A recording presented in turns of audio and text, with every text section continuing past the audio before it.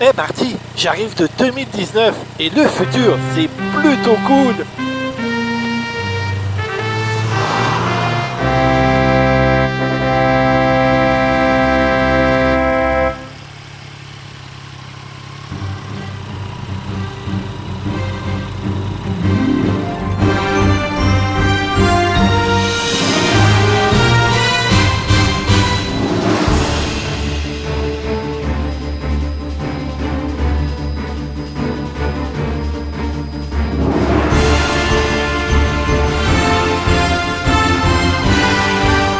Salut à tous!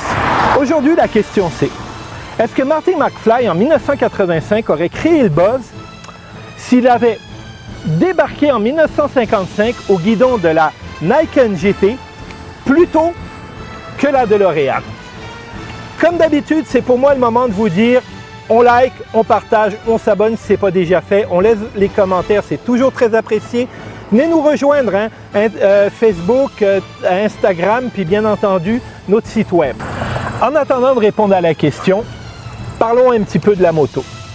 Parce que oui, pour Marc-Antoine et moi, c'est une moto. Je sais que vous ne serez pas tous d'accord, mais pour nous, c'est une moto. La raison est fort simple. Pour partir une base de moto, qu'est-ce que ça prend? Un bon moteur. Yamaha ne se trompe pas avec le CP3. C'est un moteur super agréable qu'ils utilisent dans plusieurs plateformes de leur véhicule. Puis franchement, c'est un moteur hyper agréable que l'on peut tuner de façon impeccable pour répondre à un tas d'utilisations. Dans le Nikon, ils ont réussi leur coup. Sur le côté esthétique, vous voulez créer le buzz, vous créez quelque chose comme ça. Vous n'arrivez pas avec juste des petits détails esthétiques mineurs. Vous mettez deux belles roues en avant, vous l'habillez avec des beaux plastiques, une belle couleur. Vous créez vraiment une image, une facture visuelle à part. Puis c'est sûr, vous l'avez le buzz. Tout le monde se retourne. Il y en a qui se retournent parce qu'ils n'aiment pas. Mais il y a beaucoup aussi de thumbs up. Et bizarrement, beaucoup de jeunes, le pouce en l'air, ça, c'est agréable.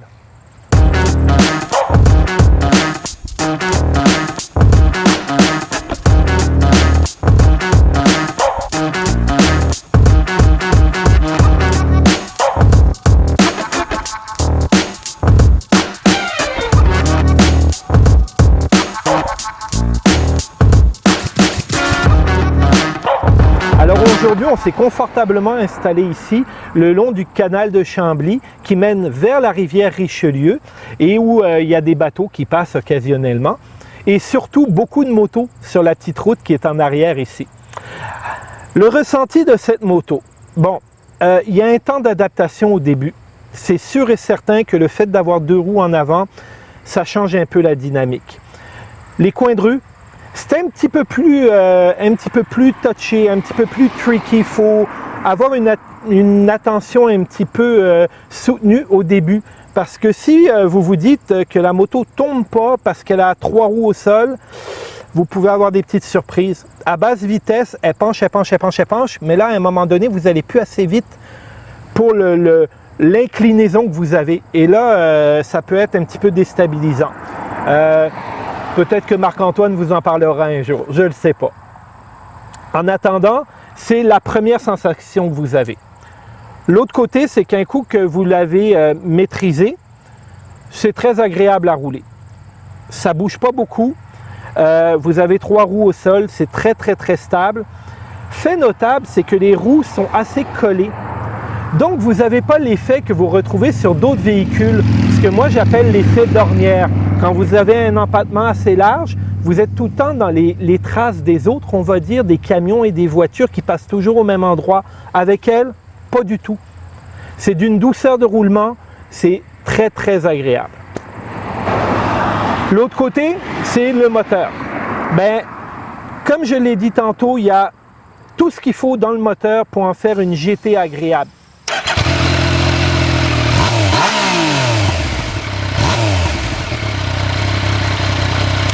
Qu'est-ce que j'entends par une GT? Ben, une moto qui a du power, qui a de la drive, qui envoie, mais qui reste aussi civilisée, agréable. Et de ce côté-là, Le CP3 il répond superbement bien dans ça. Par rapport, exemple, au MT-09 où c'est plus guiré pour que ça lève, et puis le Tracer GT où on a plus la longe, ben lui est plus dans la douceur. Donc de ce côté-là, moteur, super bien le CP3. Par exemple, il faut s'habituer à un autre détail. Il y a comme un accompagnement au démarrage. Quand vous relâchez la clutch ici, le moteur il monte en révolution tout seul, fait qu'à la limite, vous n'êtes pas obligé de donner de gaz puis vous prenez votre élan. Petit temps d'adaptation aussi. Côté freinage, ça freine très bien.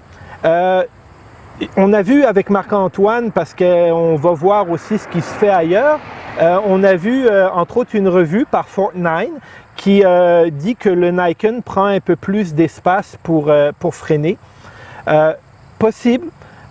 Mais ça freine très bien et après ça, je pense que ça dépend aussi avec quelle moto on va la comparer.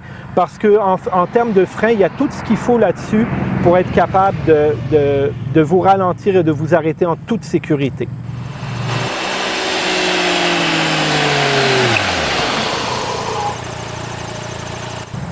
Immanquablement, la grande force du Nikon GT, ben, c'est sous la pluie, c'est quand les conditions de route ne sont pas idéales. Vous avez 3 roues au sol, ça ne ment pas, vous avez une stabilité qui est présente, une mise en confiance qui est là parce que vous avez 3 roues, c'est psychologique, ça rentre dans notre tête. Puis à la minute qu'on maîtrise de plus en plus la poignée des gaz et le comportement du véhicule, on met ça sur l'angle, ça n'a plus de fin, on fait frotter les pegs. C'est 45 degrés d'angle maximum que ça peut prendre. Donc après ça, qu'est-ce qui va se passer? Si vous excédez le 45 degrés d'angle, si vous voulez l'excéder, ça va agrandir votre rayon de courbe et là, vous risquez de sortir de la voie, ce qui n'est pas très utile. Mais 45 degrés, c'est vraiment beaucoup d'angle. J'ai fait frotter très légèrement le peg et j'en suis fier.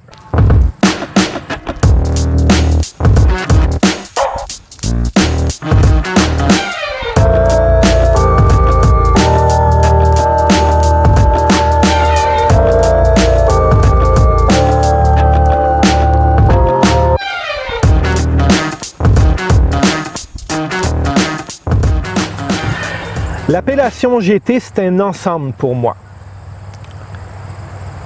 Elle a des qualités de GT, mais elle n'a pas, à mon sens à moi, toutes les qualités d'une GT.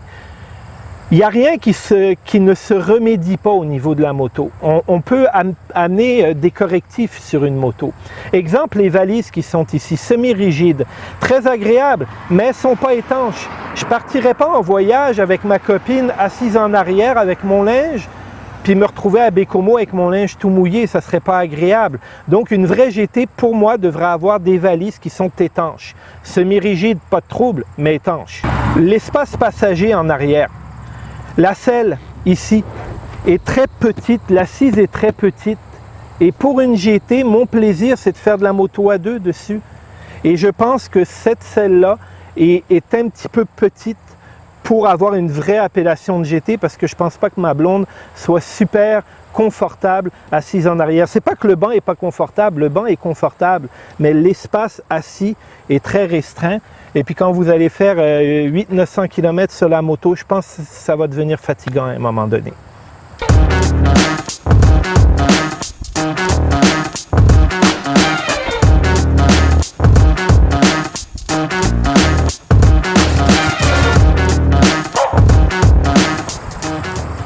De l'autre côté, la Nikon GT, c'est un peu la moto du futur.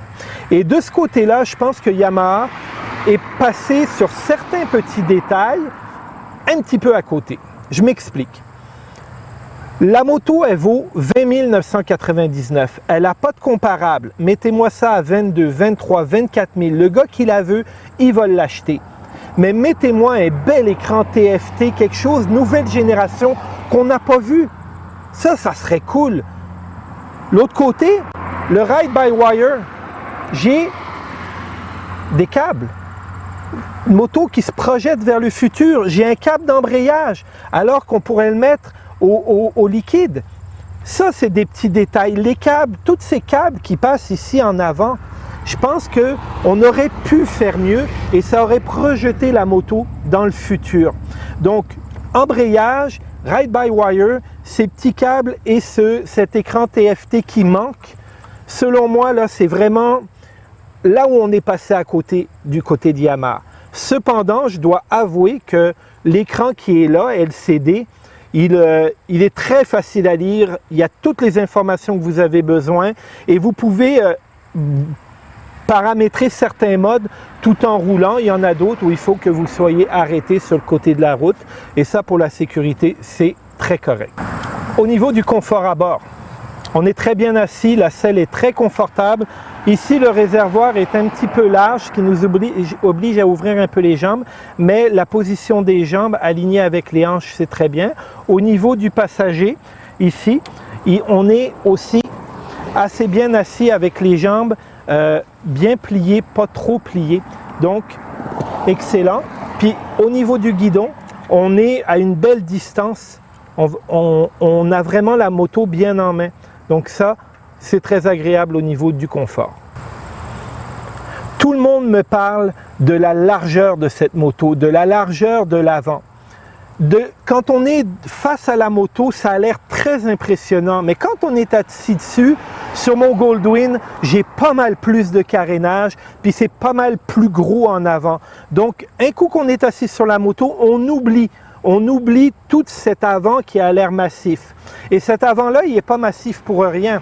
Vous avez ces suspensions à l'avant, double poteau de fourche qui viennent vraiment solidifier l'avant de la moto, s'assurer que tout le train travaille en harmonie.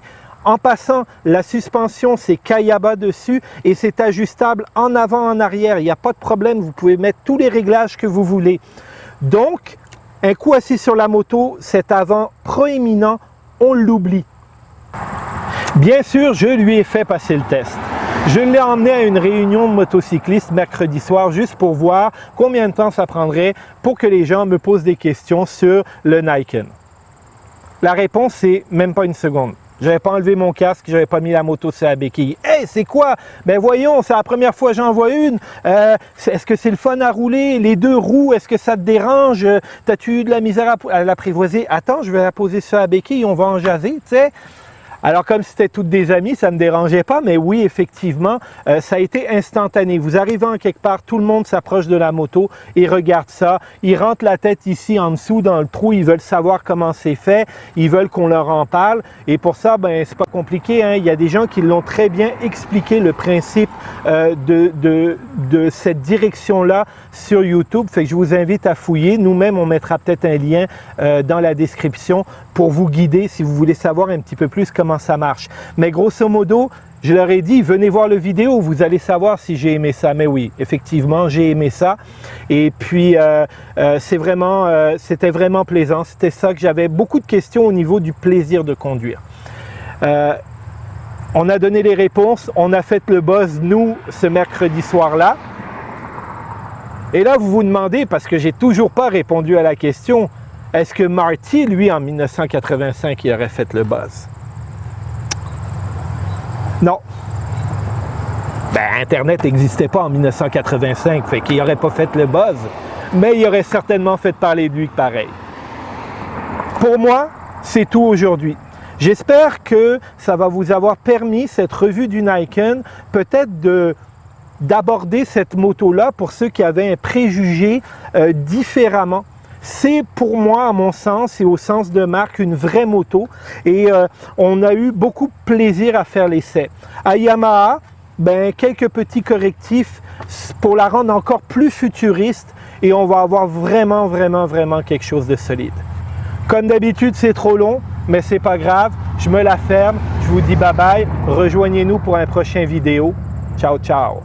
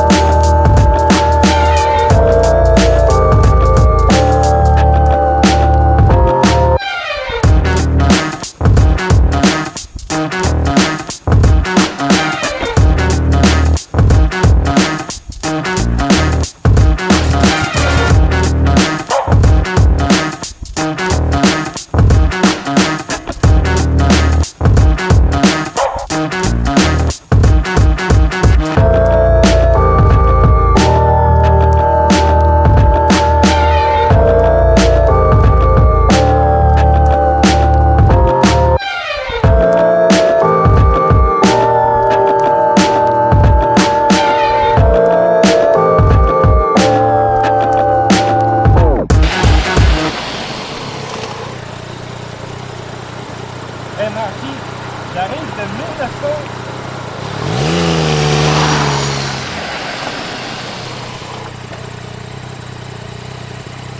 Hey Marty, j'arrive de 2057, puis c'est vrai qu'il est cool le futur.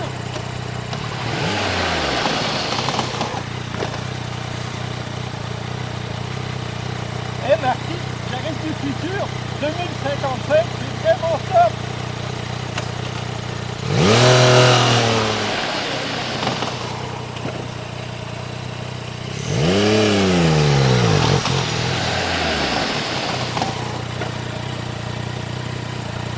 Hey Marty, j'arrive de 2055 et le futur, c'est plutôt cool.